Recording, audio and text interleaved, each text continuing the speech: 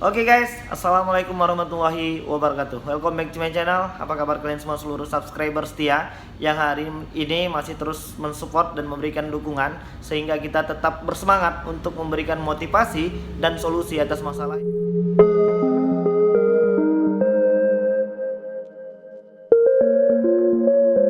Hari ini dilema panjang tentang permasalahan aplikasi pinjaman uang online yang hari ini juga tumbuh subur di Indonesia.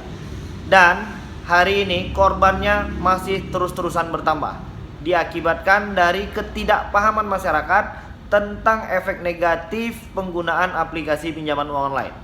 Jadi beberapa masalah yang sekarang kalian hadapi itu ketika kalian gagal bayar, ya mungkin akan diintimidasi ya, terus-terusan diteror, bahkan mungkin ada yang terancam untuk disebarkan data. Jadi kita akan bahas satu persatu. Untuk kawan-kawan yang hari ini sedang mendapatkan intimidasi ya, sedang mendapatkan teror, kita pengen pesankan untuk tidak takut dan jangan panik. Ancaman debt collector yang mau datang ke rumah, kita sambut dengan baik. Jika mereka datang dengan sopan dan santun, kita layani dengan rasa persaudaraan.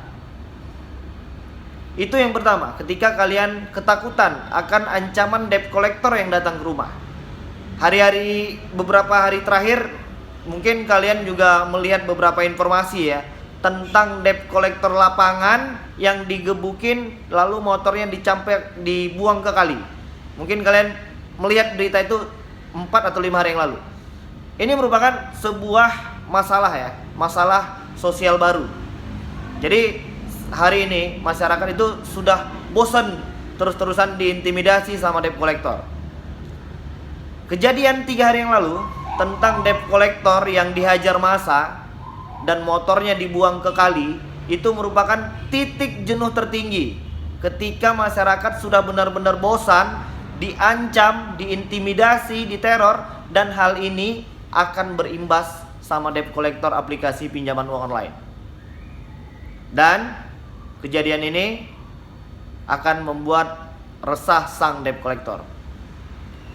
Per hari ini untuk aplikasi yang mungkin mempunyai debt collector lapangan itu mungkin hanya ada 4 ya.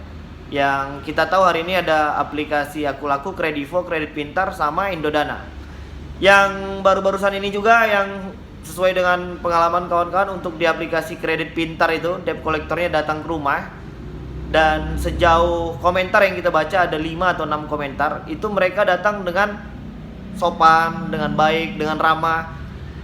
Seandainya aplikasi pinjaman uang online itu tidak merubah pola main dan strategi mereka terus-terusan seperti ini, kita yakin ini akan menjadi sebuah sumber masalah sosial baru. Jadi untuk kawan-kawan yang hari ini gagal bayar, yang mungkin masih merasa takut, panik, itu merupakan 2 faktor yang harus kalian kuasai terlebih dahulu supaya kalian bisa bangkit dan supaya kalian bisa fokus pada diri sendiri, pekerjaan, dan keluarga. 3 faktor ini merupakan sebuah formulasi yang memang harus benar-benar kita jaga supaya kita bisa fokus bekerja dan menerima penghasilan lalu membayar hutang. Untuk kawan-kawan yang hari ini pengen keluar ya dan masih memilih solusi untuk gali lubang tutup lubang, stop, jangan diteruskan, karena itu bukanlah solusi yang bisa menyelesaikan masalah ini. Ketika kalian memang benar-benar tidak mampu untuk melakukan pembayaran, maka jangan dipaksakan. Tentang masalah teror, intimidasi, dan semua yang mereka kirimkan melalui WhatsApp, kalian bisa ganti nomor sementara. Itu merupakan salah satu langkah jitu ketika kalian memang benar-benar udah gak mampu lagi ya untuk menghadapi semua serangan yang mereka lancarkan.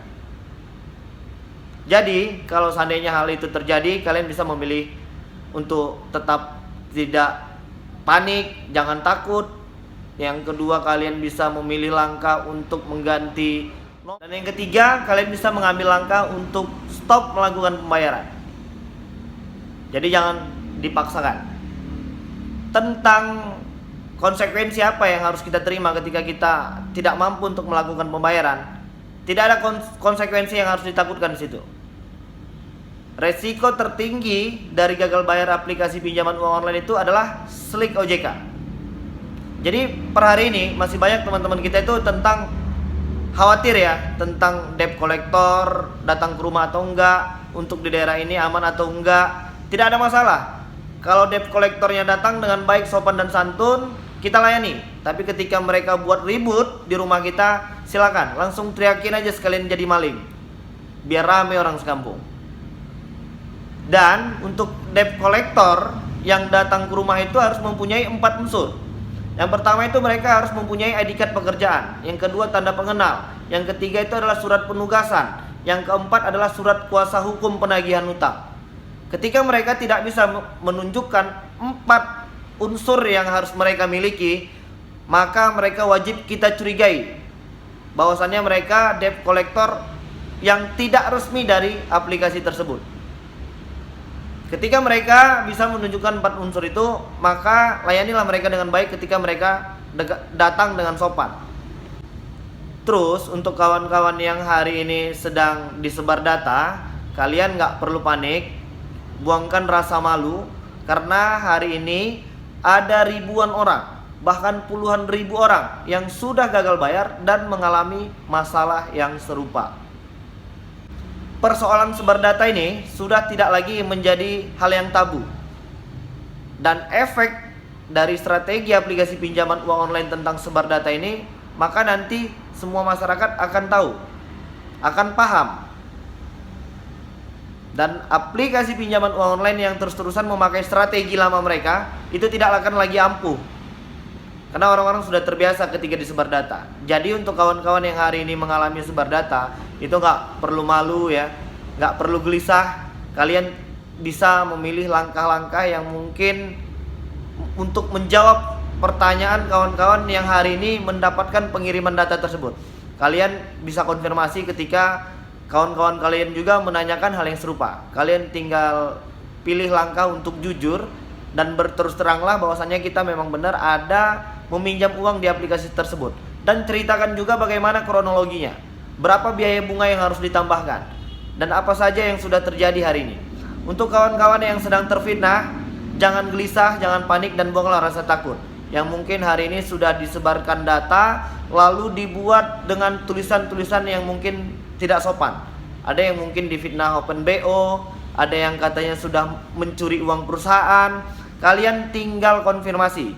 Dan hari ini banyak juga teman-teman kalian yang mungkin terkena imbas dari aplikasi pinjaman uang online ini. Dan strategi mereka itu memang seperti itu. Mereka akan mengadu domba ya. Semua yang ada di kontak itu akan dinyatakan sebagai kontak darurat, padahal tidak.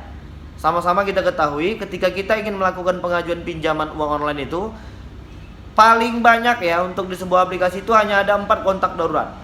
Jadi kalau seandainya hari ini di kontak kita itu ada 200 kontak dan mereka menyatakan bahwasanya 200 kontak tersebut sebagai kontak darurat, kalian meminta maaf lah dengan baik-baik dan lalu jelaskan bagaimana permasalahan yang sebenarnya.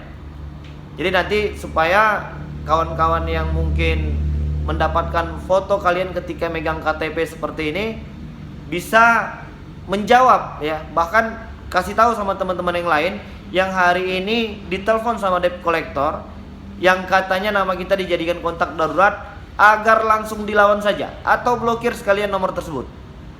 Oke, jadi mungkin udah cukup jelas beberapa permasalahan. Nanti kalian juga bisa langsung tulis pertanyaannya di kolom komentar dan nanti akan langsung kita bantu jawab sesuai dengan pengetahuan dan pengalaman kita.